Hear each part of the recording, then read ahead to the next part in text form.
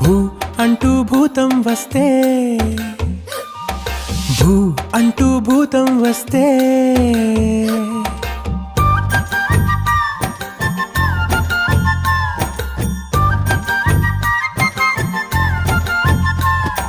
భూ అంటూ భూతం వస్తే ఆగకే అమ్మాడి, చూ మంత్రం వేసి దాంతో బొమ్మలాటలాడాలి.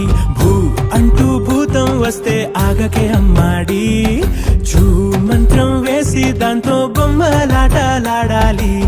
పుట్టగానే నేరుగా నువ్వు పరిగెత్తలే, పట్టుకుంటూ పడుతూ నడకే నేర్చావే, భయపడి అడుగు ఆపకే.